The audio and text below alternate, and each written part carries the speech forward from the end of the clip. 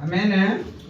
Hier, nous avons parlé un peu de ce qui s'est passé le vendredi saint, où Jésus, comme on lui avait fait pour tout ce qui s'est passé, aujourd'hui nous continuons encore. C'est 2 jours avant sa résurrection. Alors nous allons partager quand même la parole de Dieu. Nous commençons par Matthieu.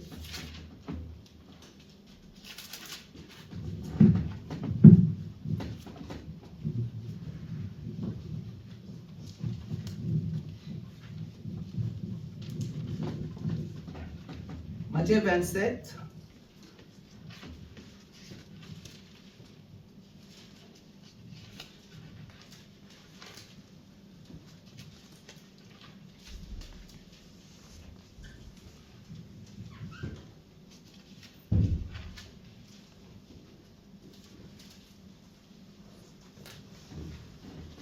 Nous allons lire les versets, c'est un peu long, mais on va couper un peu. Nous allons lire les versets, Matthieu 27, nous commençons par les versets 29, verset 26, pardon. Matthieu 27, verset 26, on descend jusqu'au verset 36. Après, nous pouvons lire encore. Je laisse la place à notre frère Shadrach de lire au nom de Jésus. J'ai le nom de Jésus-Christ. Amen. Alors Pilate le relâcha Barabbas. Et, après avoir fait battre des verges, Jésus, il le livra pour être crucifié. Les soldats du gouverneur conduisirent Jésus dans le prétoire. Et ils assemblèrent autour de lui toute la cohorte. Ils lui ôtèrent ses vêtements et le couvrirent d'un manteau écarlate. Ils tressèrent une couronne d'épines qu'ils posèrent sur sa tête et ils lui mirent un roseau dans la main droite. Puis, s'agenouillant devant lui, ils le ralliaient en disant « Salut au roi des Juifs !» Et ils crachaient contre lui, prenaient le roseau et frappaient sur sa tête. Après s'être ainsi moqués de lui, ils lui ôtèrent le manteau, lui remirent ses vêtements et l'emmenèrent pour le crucifier. Lorsqu'ils sortirent, ils rencontrèrent un homme de Cyrène, appelé Simon, et ils le forcèrent à porter la croix de Jésus. Arrivé au lieu nommé Golgotha, ce qui signifie lieu du crâne, ils lui donnèrent à boire du vin mêlé de fiel, mais quand il l'eut goûté, il ne voulait pas boire. Après l'avoir crucifié, ils se partagèrent ses vêtements en tirant au sort, afin que s'accomplisse ce qui avait été annoncé par le prophète. Ils se sont partagés mes vêtements et ils ont tiré au sort ma tunique. Amen. Puis ils s'assirent et le gardèrent. Amen. Que Dieu te bénisse. Papa, tu peux dire au nom de Jésus.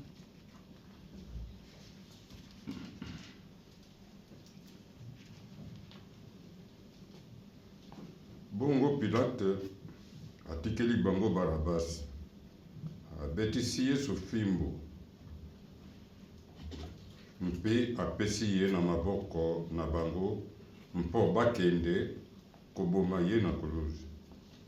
Basoda bamemi Yesu na lopango ya Pilate, mpe babengisi batayo na bango mobimba baya kotala ye. Balongoli ye bilamba mpe balatisi ye kazaka moko ya motane. Na nsima bati ye na mutu ekoti moko lokola ya bakonzi, kasi batongaki yango na zube. Bati mpe nzete na liboko na ye ya mobali, mpe babandi kofukamela ye, baseki ye, balobi mbote mokonzi ya Bayuda. Babwakeli ye soyi, bakamati nzete wana mpe babeti ye na motu. Pongo basilisi kosekaseka ye, balongoli ye kazaka pe, bazongiseli ye bilamba na ye, bongo bamemisi ye mpo bakende koboma ye na kuluze. Ntango babimi, bakutani na moto moko ya mboka Sirene, kombo na ye Simon, mpe batindi ye na makasi amema kuluze ya Yesu. Bakomi na esika moko babengaka Golgota, elingi koloba mokuwa ya mutu. Kuna bapesi Yesu vino, basangisi na kisi ya bololo peza. Yesu amiki yango kasi aboyi komela. Awa basilisi kotia ye na kuluze, bakaboli bilamba na ye, babeteli yango zeke, na nsima bafandi wana mpo na kokengela ye. Amen. Amen. Sois béni. Amen. Nous pouvons prendre place au nom de Jésus. Merci. Aujourd'hui, c'est le deuxième jour pour l'arrestation de Jésus. Notre thème d'hier, je n'ai pas donné, c'était arrestation de Jésus. 2 jours avant Pâques. Aujourd'hui, c'est le deuxième jour, comme Jésus a souffert pour nous tous qui sommes là. Comme nous venons de lire, on est parti avec lui chez Pilate pour que Pilate dise un mot pour lui. Et Pilate avait lavé les mains, comme nous savons nous tous. Et les soldats ont pris Jésus, ont commencé à les taper. On lui a tapé avec des verges, avec des bâtons. Et puis, on lui a déposé une couronne d'épines dans la tête. Les soldats se moquaient de lui, les gens se moquaient de lui, on les frappait. Et à la figure, à la tête, enfonçant toujours plus d'épines dans son crâne. Pour la 6e étape de souffrance de Jésus, c'était une grande souffrance.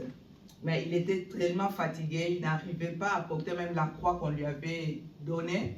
Et quand on a vu un autre monsieur qui était là, Simon, on lui a donné cette croix pour qu'il porte cette croix à la place de Jésus. Parce qu'il était tellement fatigué. Depuis l'autre journée, on lui a tapé, on lui a beaucoup fait des choses avec les épines à la tête, avec tout ce qu'il y avait, les sangs qui coulaient. Si nous regardons, nous lisons tout ça, nous allons voir l'histoire de Jésus, comme Jésus avait souffert, mes bien-aimés. Jésus avait souffert pour toi et pour moi. Il était là, il n'a jamais répondu, il n'a jamais dit un mot, mais il a accepté ce qu'il était venu faire dans ce monde. Parce qu'il a ce qu'il avait dit à son papa, de venir souffrir pour nous qui sommes pécheurs, pour nous qui ne marchaient pas bien. Mais Jésus était toujours là, il a marché avec, et puis les gens commençaient à lui taper. On allait avec lui jusqu'à Golgotha comme un lieu de crâne. Et Jésus n'a jamais répondu. Et ces gens commencent pris même leur habit, on lui avait mis un habit rouge. Et puis les gens, ces Romains ont pris cet habit, ils ont commencé à jouer avec cet habit. Et puis Jésus était là. On lui a mené jusqu'au, en les frappant, en les faisant tout ce qu'on pouvait faire. Mais lui, il était toujours là en train de souffrir. Il tombait même. Et puis quand il tombait, on les tapait encore, mes bien-aimés. C'est pour cela, quand nous pensons à toutes ces choses, c'est mieux de glorifier ce Dieu-là qui était venu, lui qui n'était pas pécheur. Il s'est fait pécheur pour toi et pour moi. C'est mieux vraiment quand tu es devant, ou bien à genoux, ou bien quand tu pries le Seigneur, quand tu demandes pardon, c'est mieux vraiment de donner tout ton cœur, de se laisser vraiment que le Seigneur lui-même, qu'il te pardonne, parce que c'est lui qui était venu pour souffrir pour toi. Et on lui a attaché à l'épaule, on lui a fait tout ce qu'on pouvait faire. Les poids de cette poutre étaient un poids de bois. Les bois, nous savons comment est-ce qu'il est. Les bois, c'était les bois, comme on voit des fois dans les films, c'est grand. Comme lui était là, on lui a tout mis, on a pris même les bras, on a mis les clous, on a fait vraiment beaucoup de choses. Mais Jésus n'a jamais répondu. il a souffert, il était là en train de souffrir parce que ça a été la volonté de son Père. Comme il avait dit que c'est ta volonté, que ta volonté s'accomplisse. Si nous regardons verset 33, il dit, arrivé au lieu de nommer Golgotha, ce qui signifie lieu de crâne, ils lui donnèrent à boire du vin mêlé au fiel. Mais quand il a goûté, il n'a pas voulu boire, mes bien-aimés. Parce que ça a été mauvais, c'était le vinaigre, ce n'était pas quelque chose de bien. Mais après avoir lui crucifié, comme je viens de dire, on a pris son habit, on a tiré au sort pour se moquer de lui. Mais il était là. Il a souffert. Il était là, mes bien-aimés. Il a souffert au Golgotha. Tous les péchés étaient tombés sur lui. Comme nous disons toujours, notre Dieu, l'agneau immolé, avait souffert. Il était même incapable de se lever parce que quand il se mettait debout en marchant, il tombait. On lui a pris jusqu'à la croix. C'est là où on lui avait mis. C'était la 7e ère. Les poutres en bois étaient placées sur le sol et Jésus allongé. Comme on lui avait fait, ses bras étaient tendus sur la poutre, à tête vraiment cornée, foncée profondément dans les bois, traversant l'une de ses mains. Mais il était toujours là. Il était là pourquoi? Pour toi et pour moi. Il était là pourquoi? Pour nous qui sommes pécheurs. Mais Christ n'a pas abandonné. Il était toujours là. Il a fait son œuvre. Il a fait ce qu'il avait promis à son Père. Si nous continuons au verset 36 et 37, pour indiquer le sujet de sa condamnation, on écrivit au-dessus de sa tête, celui-ci est Jésus, roi des Juifs. Il faisait ces choses-là pour se moquer de lui, mais il ne savait pas qu'il était aussi roi des Juifs. On lui avait écrit, on a mis sur la tête que tu es le roi des Juifs. Au verset 37, j'ai dit qu'on va descendre avec ça comme le temps n'est pas beaucoup. Avec lui, on a mis ça, c'est lui, Jésus, le roi des Juifs. Amen, amen, amen. Avec lui firent crucifier 2 brigands. Il y avait l'autre à côté, à droite, l'autre était à gauche. Et l'autre qui commençait à se moquer de Jésus. Si tu es vraiment roi des Juifs, tu peux t'enlever et puis tu nous enlèves aussi dans ces croix et après on peut se débarrasser de tout ça. Mais l'autre qui était là à côté de lui, il a dit, nous on était des pécheurs, on a fait des choses mauvaises, on a fait des choses qui ne donnaient pas vraiment, qui n'étaient pas bien. Mais lui, cet homme, il est un homme innocent, il n'a jamais fait quelque chose. Mais pour bien voir vraiment que Dieu est puissant, et après Dieu a dit à l'autre voleur que moi, je serai avec toi au ciel. Là, on va descendre. Et les passants commençaient à injurier Jésus. L'autre là qui était aussi à la croix, il injuriait Jésus. Et comme aujourd'hui aussi, des fois, les enfants de Dieu, on se moque d'eux. Vous qui priez, vous qui connaissez Dieu, vous qui êtes comme ça, qui aimez Dieu, mais vous n'avez rien du tout.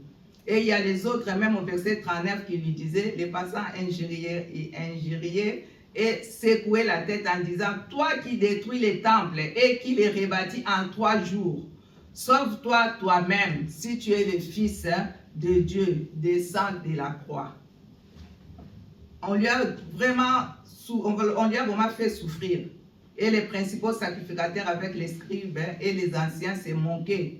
Même ceux-là qui étaient comme les serviteurs de Dieu, comme les gens qui connaissaient la parole, ils commençaient à se moquer aussi. Là, c'est au verset 41. Les principaux sacrificateurs avec les scribes et les anciens se moquaient aussi de lui et disaient, il a sauvé les autres, il ne peut se sauver lui-même. S'il est roi d'Israël, qu'il descende de la croix et nous croirions en lui. Il s'est confié en Dieu, que Dieu le délivre maintenant. S'il aime, car il a dit, je suis le Fils de Dieu. Des choses comme ça aussi, ça arrive à nous qui sommes enfants de Dieu. Des fois, on te dit que tu es un enfant de Dieu, tu pries, tu aimes Dieu, tu dis toujours la parole de Dieu, mais pourquoi tu souffres?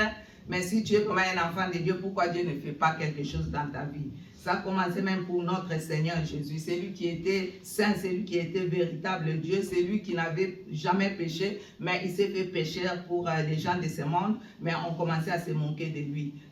Là, ce que je lis là, c'est des versets 20, comme nous avons lu de 26 jusqu'à 52, pour terminer. Alors, Jésus était là. Les gens là continuaient toujours à se moquer de lui. Il a sauvé les autres et il ne peut se sauver lui-même. S'il est roi d'Israël qui descend de la croix, et nous croirions en lui. Au verset 43, il dit, il s'est confié en Dieu, que Dieu le délivre maintenant s'il l'aime.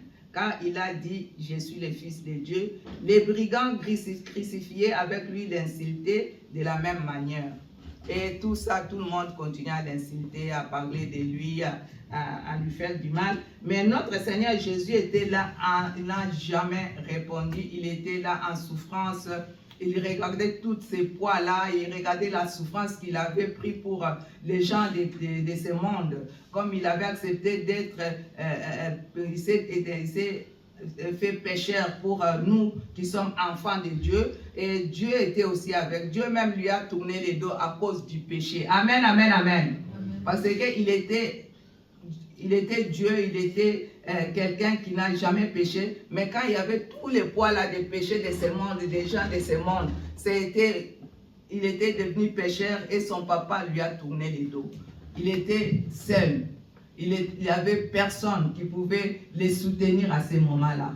Mais il a supporté parce qu'il avait dit à son père que ta volonté c'est que ça s'accomplisse dans tout ce que je fais, dans tout ce que j'ai accepté, que toi seul, que ta volonté s'accomplisse dans ma vie.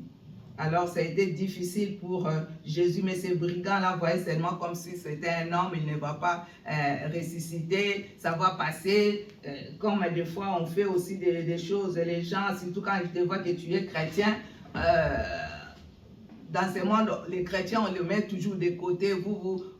Toi qui es chrétien, tu as quoi? Regarde les gens qui ne sont pas chrétiens, les gens qui ne vont même pas à l'église, ils ont la vie, la bonne vie. Mais vous qui priez, qu'est-ce que vous avez? N'oubliez pas qu'on avait aussi fait à notre Seigneur Jésus. Au verset 45, pour les temps, depuis le 6e heure jusqu'à la 9e, il y eut des ténèbres sur la terre.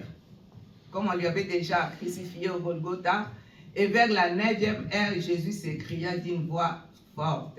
Il était là seul, mes bien-aimés. Il était fatigué. On s'est moqué de lui. Le sang coulait. Il était exposé avec des blessures devant tout le monde. Mais personne n'était à côté de lui. Il était seul. Il s'est retrouvé seul. Amen, amen, amen. Alléluia. Alléluia. Amen, amen, amen. Mais regardons là au verset 46. Je vais dire à notre frère Shadrach de lire. Au verset 46.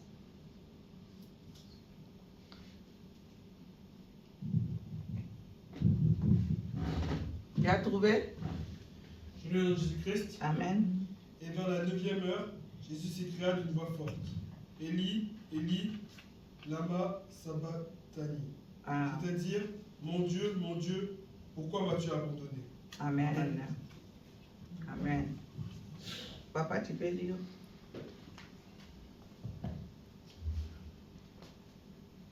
Pene na ngonga ya misanto, Yesu agangi na mongongo makasi penza.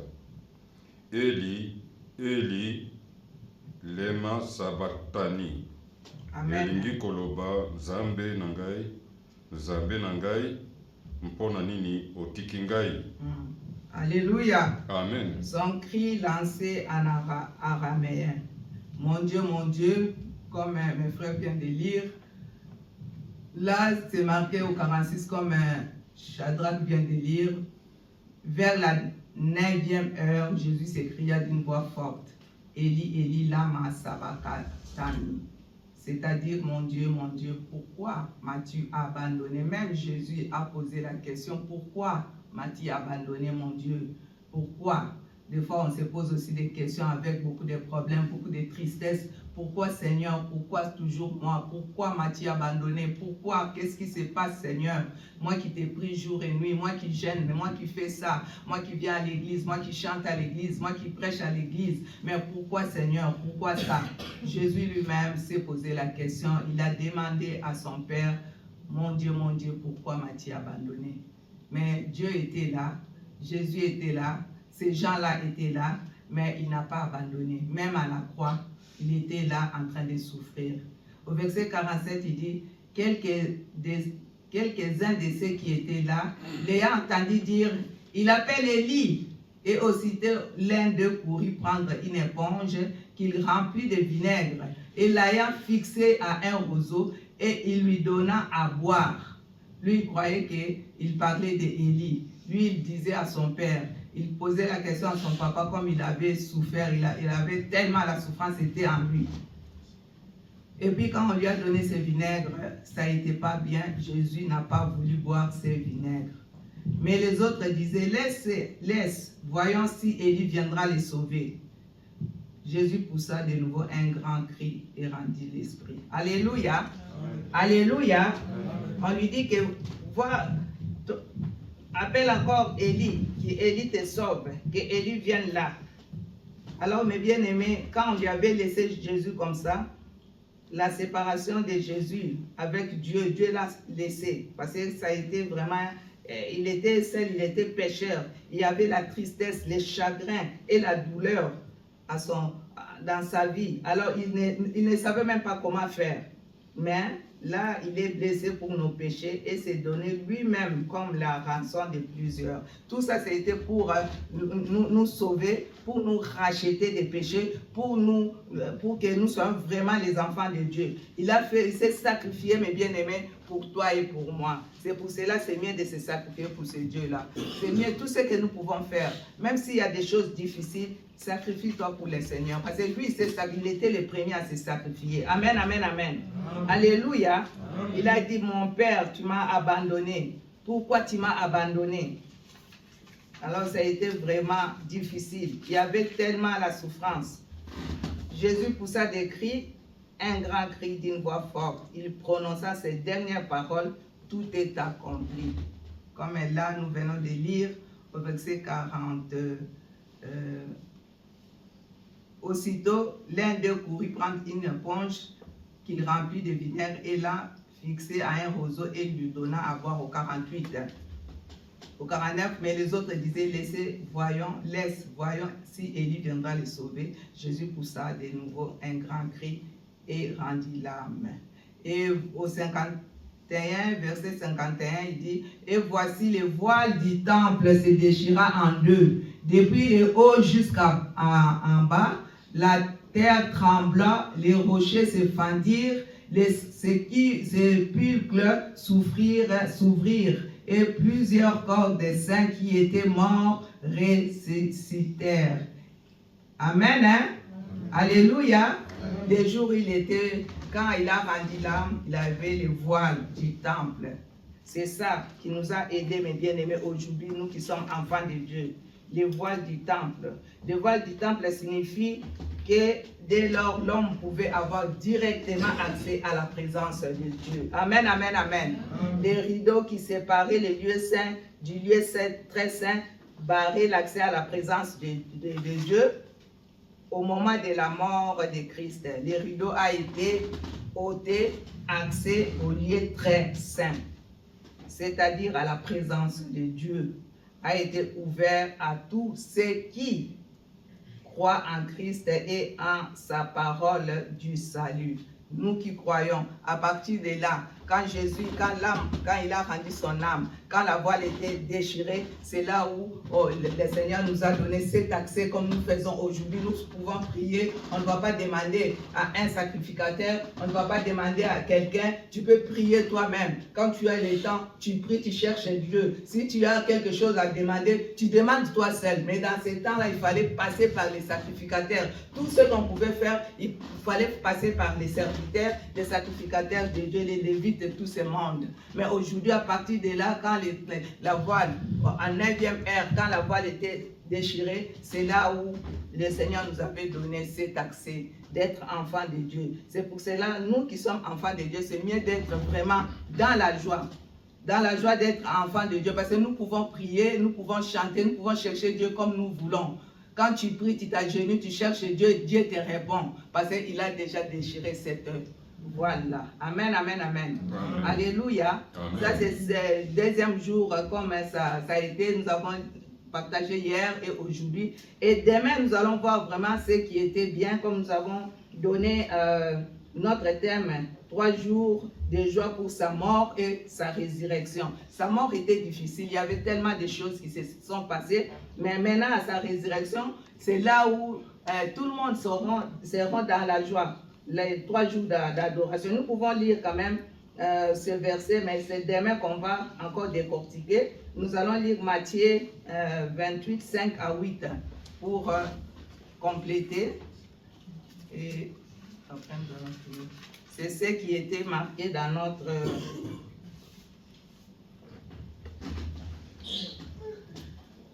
Matthieu 28, 5 à 8.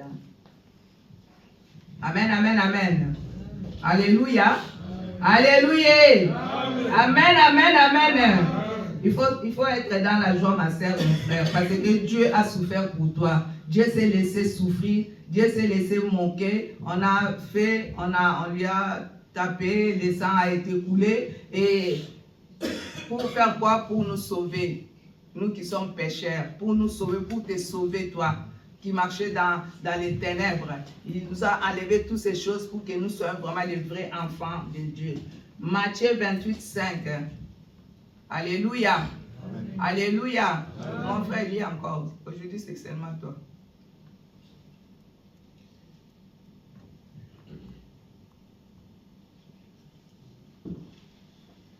Je nom de Jésus-Christ. Amen. Mais l'ange prit la parole et dit aux femmes, pour vous, ne craignez pas, car je sais que vous cherchez Jésus qui a été crucifié. Amen. Jusqu'au 8. Jusqu'au 8. Il n'est point ici, il est ressuscité, comme il l'avait dit. Venez, voyez le lieu où il était couché, et allez promptement dire à ses disciples qu'il est ressuscité, il est ressuscité des morts. Et voici, il vous précède en Galilée. Amen. C'est là que vous le verrez. Voici, je vous l'ai dit. Elles s'éloignèrent promptement du sépulcre avec crainte et avec une grande joie. Et elles coururent porter la nouvelle aux disciples. Alléluia. Amen, amen, amen. Acclamons le roi des rois, le Seigneur des seigneurs, le tout-puissant. Celui qui a souffert pour toi et pour moi. Il est Dieu dans les deux puissants et bien-aimés. Amen. Hein? Ça, c'est notre thème des 3 jours d'adoration pour sa mort et pour sa résurrection. Alors, demain, c'est demain qu'on va décortiquer aussi ça. Comme le temps est déjà passé, 3 jours d'adoration pour célébrer Pâques. Là, Jésus il a tout porté pour nous, il nous a délivrés, il nous a donné le salut, il nous a sauvés et on lui a mis dans la tombe. Et dans la tombe, il est parti chercher les gens, les personnes qui étaient mortes en Christ pour aussi les aider aussi, les gens, tous ces gens-là qui étaient avec Jésus, ces gens qui avaient accepté Seigneur Jésus comme Seigneur et Sauveur. Ça serait la même chose pour nous quand Jésus viendra. Il y aura aussi ces gens qui sont morts peut-être avant nous, on va les chercher, Jésus va les chercher aussi pour les faire sortir. Même les gens qui étaient qui seront aussi, qui ne seront pas encore, qui ne seraient pas encore morts, et Dieu sera aussi avec eux. Et Jésus a pris tous ces gens-là dans les tombes. C'est pour cela, aujourd'hui, c'est le 2e jour. Et puis demain, ça sera une journée, comme nous venons de lire Matthieu 28 là, 28, 5 à 8, c'est pour glorifier seulement le Seigneur, pour l'élever. Nous avons vu comme la femme était, les femmes, c'est toujours les femmes. C'est les femmes qui étaient avec Jésus à la croix. C'est les femmes qui pleuraient, c'est les femmes qui étaient là. Même à la mort, ils étaient avec. Même les jours où Jésus est ressuscité, c'était toujours les femmes qui étaient à la tombe. Amen, amen, amen. C'est pour cela, mes bien-aimés, les femmes sont des personnes bénies devant le Seigneur. Alléluia. Parce que quand une femme pleure, le Seigneur écoute vite. Quand une femme demande quelque chose, le Seigneur répond. Quand une femme cherche quelque chose avec tout son cœur, en tout cas, Dieu écoute vraiment facilement. Pourquoi? Parce qu'on a fait beaucoup de choses avec Jésus. C'est nous-mêmes qui avons aussi mis Jésus au monde. Alors Jésus là, il aime beaucoup les femmes. C'est pour cela nous les femmes, il faut que nous soyons aussi vraiment les gens heureuses pour glorifier, être vraiment des bonnes personnes, pour chercher vraiment la face de Dieu, puis pour les glorifier de jour en jour. Parce que Dieu aime beaucoup, beaucoup les femmes. Les hommes ils ont fui, mais les femmes étaient toujours là avec Jésus. Même les jours... Demain, c'est demain qu'on va décortiquer le reste pour voir ce que Dieu a fait dans la journée de résurrection. Nous savons que tout le monde, dans tous les pays, demain, ça sera une grande joie, la joie que Jésus a ressuscité pour nous qui sommes enfants de Dieu. Même si quelque chose était mort ou mort en toi, et même si des choses ne marchaient pas, mais si tu te donnes à Dieu, comme on a jeûné, on a prié, on a cherché la face de Dieu, moi je sais que Dieu va répondre et Dieu va faire quelque chose dans la vie de toute personne qui s'est donnée pour ce Dieu-là, pour ces 3 jours que nous avons passés. Je sais que Dieu va faire les miracles parce qu'il est un Dieu miracle. Si tu as vraiment... Alléluia. Si tu avais vraiment jeûné avec tout cœur, je sais que Dieu va te répondre. Alléluia. Que notre Dieu soit loué. Et demain, nous verrons le reste, la journée de joie. Quand tu viens demain à l'église, soyez dans la joie pour glorifier les bons dieux, pour les dire seulement merci pour tout ce qu'il a fait pour nos vies, pour tout ce qu'il nous a donné. Il nous a sauvés par les saluts. Il nous a vraiment fait du bien. Il a souffert, mais après, nous qui sommes enfants de Dieu, nous sommes dans la joie de ce que Dieu a fait pour nous, surtout pour la journée de demain, 3e jour. Amen, amen, amen. Que Dieu bénisse sa parole.